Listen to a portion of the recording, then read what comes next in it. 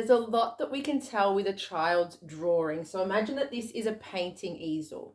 Children who are 3 years of age will often go up to the painting easel with what we call a palmar grip. So they'll have the paintbrush in the palm of their hand, and they often won't cross the midline. So they will draw like this.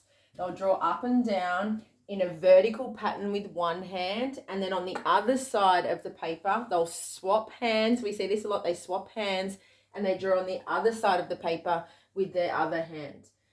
If you can imagine an imaginary line down this piece of paper, what we need to do to be able to paint and draw and write is we need to eventually cross the midline, where we take our writing hand to draw over to the opposite side of the page.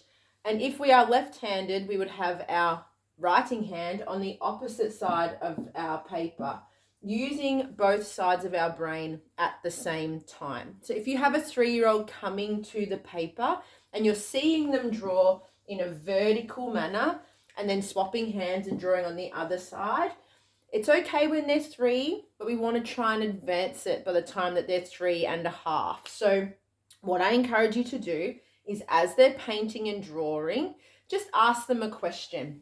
Can they draw some grass? When we draw grass, it encourages us to go along the bottom of the paper, and we're crossing our midline by not swapping hands.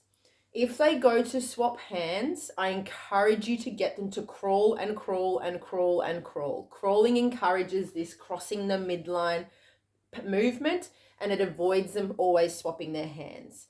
We then can ask for them to draw some sky. So can they draw some sky and continue to cross the midline? If we keep pushing the painting and not the crawling, you may find they'll get frustrated and get stuck in this pattern of vertical drawing and swapping their hands. I'd rather them crawl than paint with a poor habit or poor technique. To get from ages 3.5 to 4, and they're starting to draw sky and grass, you may start to see what we call mark making, where they sort of do random squiggles on the page. They're mimicking us. They're watching us write, and they're mimicking how we write. This is the challenge with recently our work being on a device. Children at kindergarten, I'm seeing, are losing their ability to mark make and put their thoughts and thinking on paper because they're not observing us with paper. They're observing us taking photos and taking data on an iPad or on a device, but they're not seeing us note take like we used to in a book, on a clipboard, on paper.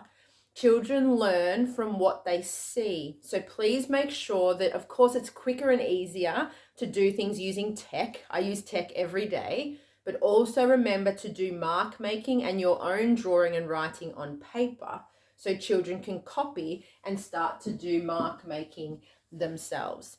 It's very important that children are submersed in all of these amazing literacy skills, copying us, reading real books, writing on real paper, so they can start to develop those skills themselves.